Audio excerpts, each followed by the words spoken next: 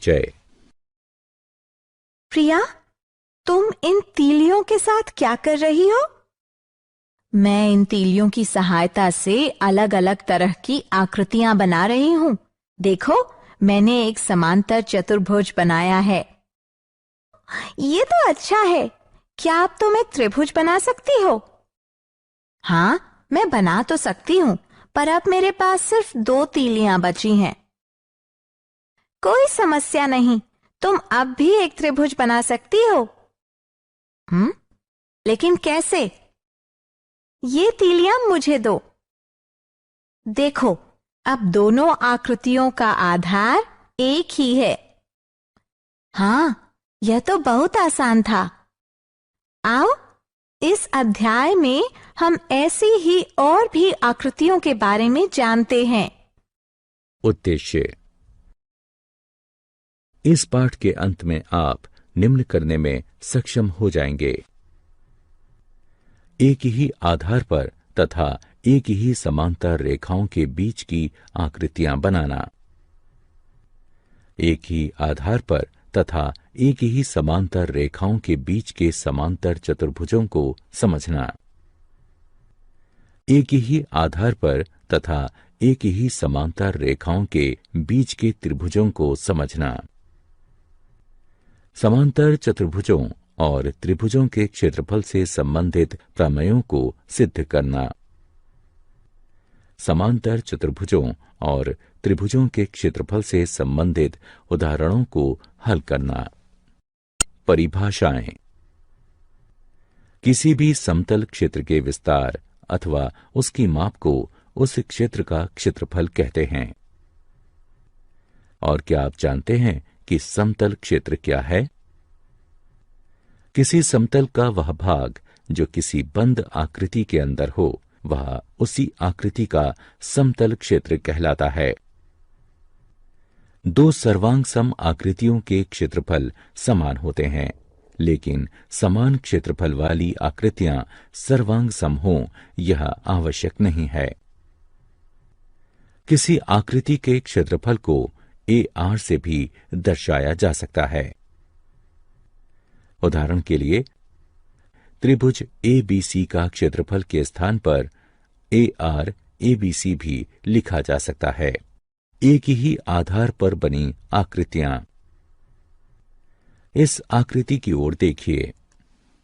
यहां 2 आकृतियां हैं, एक आयत ABCD और एक समांतर चतुर्भुज CDEF। अब हम देख सकते हैं कि दोनों आकृतियों में आधार CD उभयनिष्ठ है। ठीक इसी तरह इस आकृति में त्रिभुज ABC और त्रिभुज BCD एक ही आधार BC पर स्थित हैं। अब इस आकृति को देखें। इसमें एक त्रिभुज ECD और एक समांतर चतुर्भुज ABCD दोनों एक आधार यानी CD पर स्थित हैं। एक आधार और एक ही समांतर रेखाओं के बीच की आकृतियां। अब इस आकृति की ओर देखें।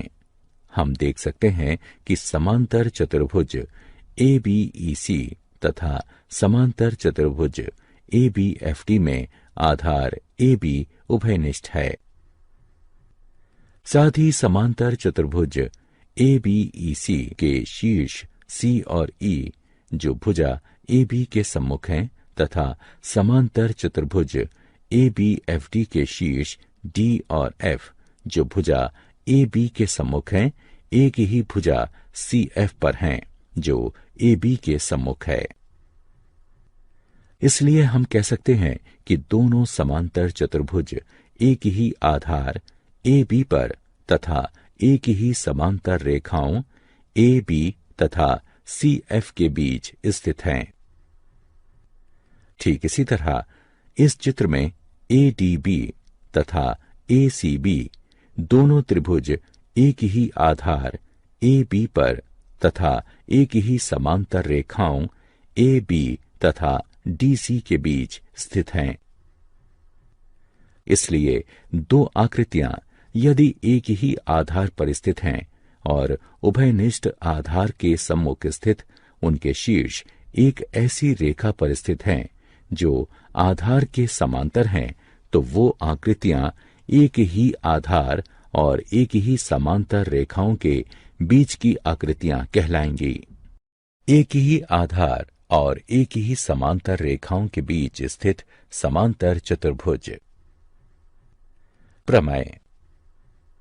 एक ही आधार और एक ही समांतर रेखाओं के बीच स्थित समांतर चतुर्भुजों के क्षेत्रफल समान होते हैं। आइए इस प्रमेय को सिद्ध करें।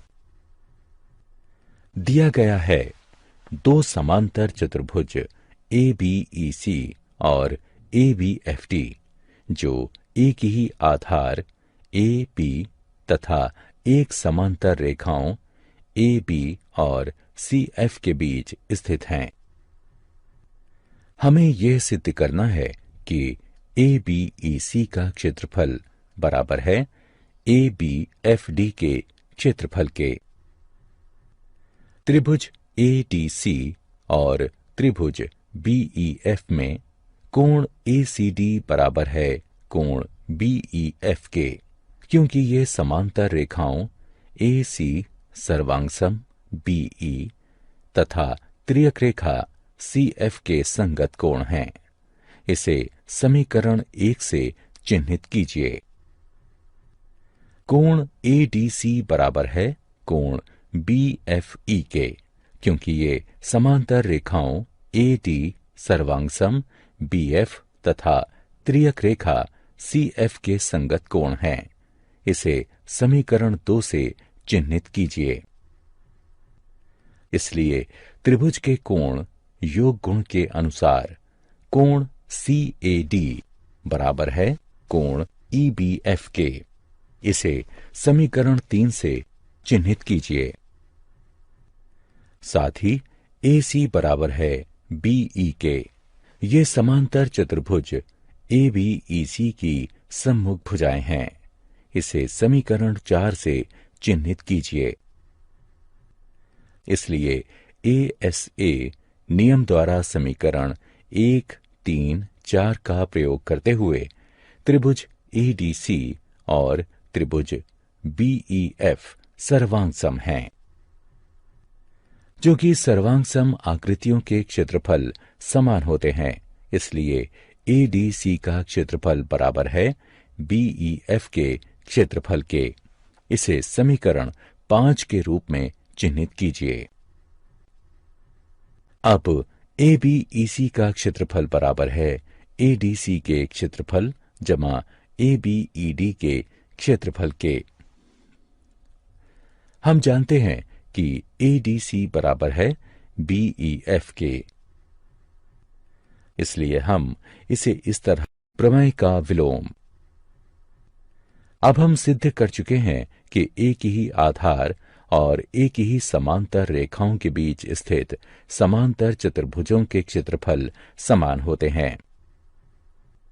इस प्रमेय का विलोम भी सत्य है, जिसके अनुसार एक ही आधार पर स्थित समान क्षेत्रफल वाले समांतर चतुर्भुज एक ही समांतर रेखाओं के बीच स्थित होते हैं। उदाहरण: यदि एक समांतर चतुर्भुज और एक त्रिभुज एक ही आधार और एक ही समांतर रेखाओं के बीच स्थित है, तो सिद्ध कीजिए कि समांतर चतुर्भुज उसी त्रिभुज जैसे दो त्रिभुजों से बना होता है। मान लेते हैं कि एक उभयनिष्ठ आधार BC पर और एक ही समांतर रेखाओं AE और BC के बीच समांतर चतुर्भुज ABCD और एक त्रिभुज EBC स्थित है। अब सिद्ध करते हैं कि समांतर चतुर्भुज ABCD त्रिभुज EBC जैसे दो त्रिभुजों से बना है। रचना: रेखा AC खींचिए। चूंकि विकर्ण AC समांतर चतुर्भुज को दो बराबर भागों में बांट रही है, इसलिए समांतर चतुर्भुज ABCD त्रिभुज ABC से दुगना है। किंतु त्रिभुज ABC और EBC एक ही आधार BC और एक ही समांतर रेखाओं AE और BC के बीच स्थित हैं, इसलिए वह दोनों समान हैं। इसलिए समांतर चतुर्भुज ABCD त्रिभुज EBC जैसे दो त्रिभुजों से बना है। इति सिद्धम। एक समलंब ABCD है जिसमें AB सर्वांग सम है DC के। विकर्ण AC और BD एक दूसरे को O पर काटते हैं। सिद्ध कीजिए कि त्रिभुज AOD का क्षेत्रफल त्रिभुज BOC के क्षेत्रफल के बराबर है। हल। यह देखा जा सकता है कि त्रिभुज DAC और त्रिभुज DBC एक ही आधार DC पर और एक ही समांतर रेखाओं AB और CD के बीच स्थित हैं। इसलिए त्रिभुज DAC का क्षेत्रफल बराबर है त्रिभुज DBC के क्षेत्रफल के। अर्थात त्रिभुज DAC का क्षेत्रफल घटा त्रिभुज DOC का क्षेत्रफल बराबर त्रिभुज DBC का क्षेत्रफल घटा त्रिभुज DOC का क्षेत्रफल। और इस प्रकार त्रिभुज AOD का क्षेत्रफल त्रिभुज BOC के क्षेत्रफल के बराबर है। एक ही आधार तथा एक ही समांतर रेखाओं के बीच स्थित त्रिभुज। प्रमेय। एक ही आधार या बराबर आधारों और एक ही समांतर रेखाओं के बीच स्थित त्रिभुजों के क्षेत्रफल समान होते हैं। दिया गया है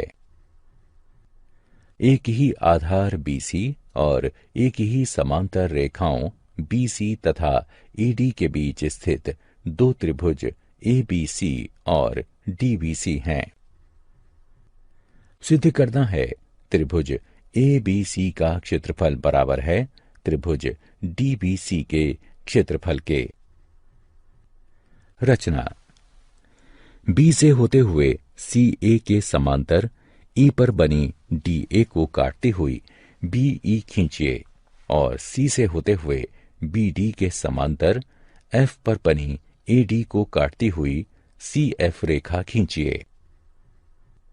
उत्पत्ति। निर्माण के अनुसार हमारे पास दो समांतर रेखाएं BE और CA हैं और BC EA के समांतर है, ये हमें दिया गया है। इसलिए चतुर्भुज BCAE एक समांतर चतुर्भुज है। ठीक इसी तरह BCFD भी एक समांतर चतुर्भुज है।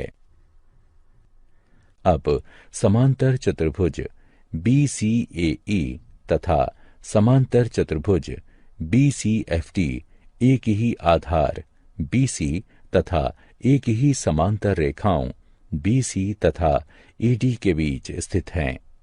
इसलिए समांतर चतुर्भुज BCAE का क्षेत्रफल बराबर है समांतर चतुर्भुज BCFD के क्षेत्रफल के। इसे समीकरण 1 से चिन्हित कीजिए। हम जानते हैं कि समांतर चतुर्भुजों के विकर्ण उसे बराबर क्षेत्र वाले दो त्रिभुजों में बांट देते हैं। इसलिए त्रिभुज DBC का क्षेत्रफल बराबर होगा समांतर चतुर्भुज BCFD के क्षेत्रफल के आधे के। इसे समीकरण 2 से चिन्हित कीजिए। और त्रिभुज ABC का क्षेत्रफल बराबर है समांतर चतुर्भुज BCAE के क्षेत्रफल के आधे के। इसे समीकरण 3 से चिन्हित कीजिए। अब समीकरण 1 से समांतर चतुर्भुज BCAE का क्षेत्रफल बराबर है समांतर चतुर्भुज BCFD के क्षेत्रफल के। उदाहरण। एक त्रिभुज ABC में E माध्यिका AD का मध्य बिंदु है। सिद्ध कीजिए कि त्रिभुज BED का क्षेत्रफल बराबर है 1/4 त्रिभुज ABC के क्षेत्रफल के। हल दिया गया है। एडी त्रिभुज एबीसी की माध्यिका है, इसलिए यह त्रिभुज एबीसी को बराबर क्षेत्रफल वाले दो त्रिभुजों में बांटेगा। इसलिए त्रिभुज एबीडी का क्षेत्रफल बराबर है त्रिभुज एसीडी के क्षेत्रफल के। इसके अनुसार त्रिभुज एबीडी का क्षेत्रफल बराबर है 1/2 त्रिभुज एबीसी के क्षेत्रफल के। इसे समीकरण 1 से चिन्हित करें। त्रिभुज एबीडी में एडी का मध्यबिंदु ई है, इसलिए बीई माध्यिका है। इसलिए त्रिभुज बीईडी का क्षेत्रफल बराबर है त्रिभुज एबीई के क्षेत्रफल के। अर्थात त्रिभुज बीईडी का क्षेत्रफल बराबर है 1/2 त्रिभुज एबीडी के क्षेत्रफल के। अर्थात समीकरण 1 के अनुसार त्रिभुज बीईडी का क्षेत्रफल बराबर है 1/2 गुणा 1/2 त्रिभुज एबीसी के क्षेत्रफल के, जिससे यह सिद्ध होता है कि त्रिभुज बीईडी का क्षेत्रफल बराबर है 1/4 त्रिभुज एबीसी के क्षेत्रफल के। सिद्ध करिए कि किसी समांतर चतुर्भुज के विकर्ण उसे बराबर क्षेत्रफल वाले 4 त्रिभुजों में विभाजित कर देते हैं। हल हम जानते हैं कि समांतर चतुर्भुज के विकर्ण एक दूसरे को समद्विभाजित करते हैं, इसलिए ओ एसी और बीडी का मध्य बिंदु है। त्रिभुज एबीसी में बीओ माध्यिका है, इसलिए यह इसे बराबर क्षेत्रफल वाले 2 त्रिभुजों में विभाजित करेगा। इसलिए त्रिभुज एओबी का क्षेत्रफल बराबर है त्रिभुज बीओसी के क्षेत्रफल के। इसे समीकरण 1 से चिन्हित करें। त्रिभुज बीसीडी में सीओ माध्यिका है, इसलिए त्रिभुज बीओसी का क्षेत्रफल बराबर है त्रिभुज सीओडी के क्षेत्रफल के। इसे समीकरण 2 से चिन्हित कीजिए। ठीक इसी तरह त्रिभुज सीओडी का क्षेत्रफल बराबर है त्रिभुज एओडी के क्षेत्रफल के। इसे समीकरण 3 से चिन्हित करें। समीकरण 1, 2 और 3 से हमें यह पता चलता है कि त्रिभुज एओबी का क्षेत्रफल बराबर है त्रिभुज बीओसी के क्षेत्रफल के, जो कि बराबर है त्रिभुज सीओडी के क्षेत्रफल के, जो कि बराबर है त्रिभुज एओडी के क्षेत्रफल के। इसलिए यह सिद्ध हुआ कि किसी समांतर चतुर्भुज के विकर्ण उसे बराबर क्षेत्रफल वाले 4 त्रिभुजों में विभाजित कर देते हैं। क्या आप जानते हैं, सिकंदरिया के हीरोन 1 शताब्दी ईसा पूर्व ने त्रिभुज के क्षेत्रफल के सूत्र की खोज की थी। गणित के इतिहास में वह सबसे अधिक इसी सूत्र के कारण जाने जाते हैं, जिसका नाम उन्हीं के नाम पर है। सारांश। आइए हमने जो कुछ सीखा है उसे संक्षेप में दोहराएं।